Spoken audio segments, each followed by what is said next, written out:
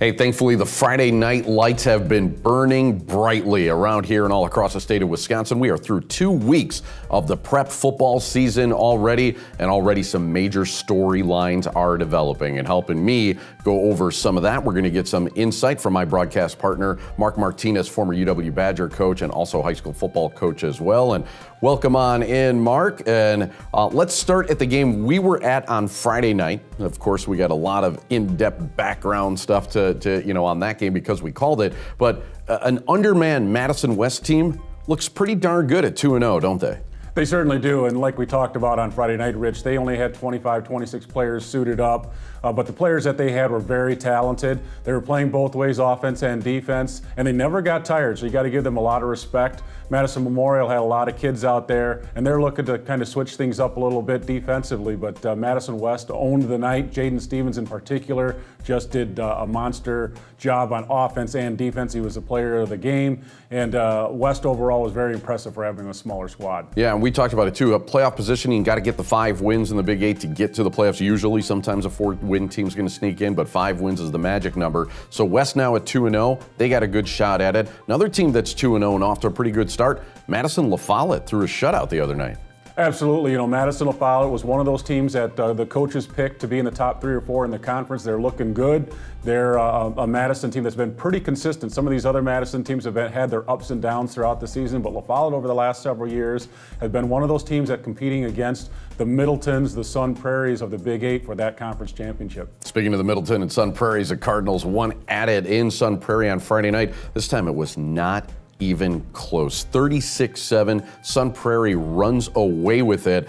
Let's talk about that game a little bit. Obviously, everybody thinks that one is for the Big 8 title. Do you see it that way too? Absolutely. It was a competitive first half. I think it was 13-7 at the end of the half, but then the Sun Prairie defense just locked down that Middleton offense. Sun Prairie's defense has 3 kids that are Division I caliber college athletes. They're one of the best defenses in the state.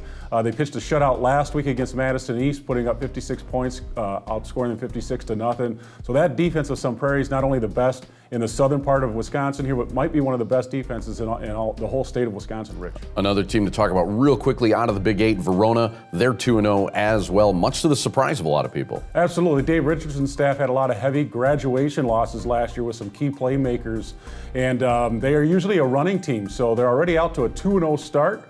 But they're throwing the ball a lot. Quarterback is out there making a lot of plays, and they're spreading it out a little bit more than what they normally do with that trap inside running game, that veer offense that they normally have. They're throwing the ball all over the place. They're going to be exciting to see if they can get up into that top 2 or 3 in the conference this year after losing a lot of kids from last year. Let's turn our attention to the Badger Conference right now. It looked like it was going to be a pretty good game, a highly anticipated game Friday night with Waunakee traveling down to Watertown. Watertown now part of the Badger South after the Little 10 has been dissolved. This game wasn't even close. The Warriors stuck it to the Goslings. Absolutely. Watertown is always a good offense. They throw the ball all over the place as well. Fagerlin was an all-state quarterback last year for Watertown.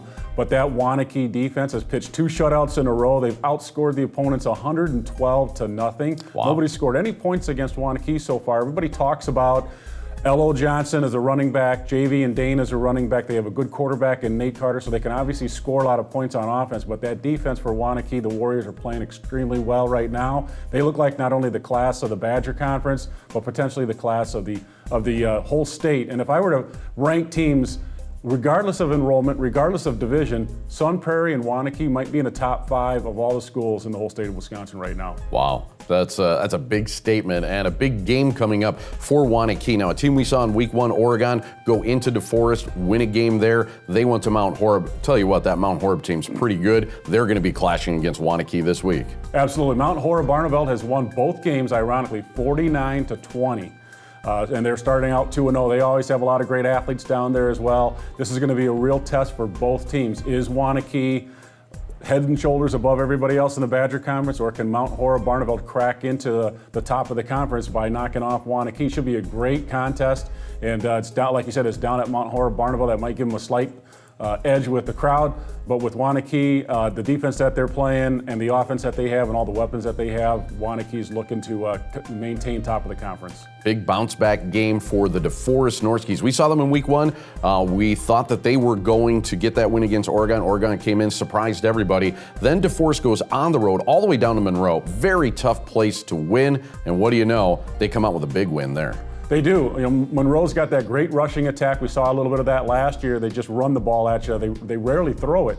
And DeForest probably licking their chops a little bit going into that game after last week's loss at home to open the season against Oregon. But they went down there, got a 27-7 win, got back on the right track. And again, they're looking to not only get back into the playoffs, but see if they can have a shot at the conference championship if Mount Horeb were to knock off Waunakee this week.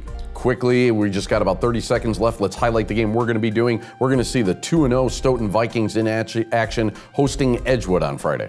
Right, and Stoughton is the Viking attack there. They have a quarterback that's throwing the ball really well. They got a two-headed monster rushing attack with Brady Skipper and De Benedetto that are both carrying the ball really well right now. So got a lot of athletes down at Stoughton. Again, usually a wrestling school, but their football team is looking to go for that Badger South Conference title this year. Yeah, we saw a lot of them last year. Looking forward to that one. Mark, great stuff as we get to talk some football here on the Sports News. Appreciate it. I'll see you on Friday night.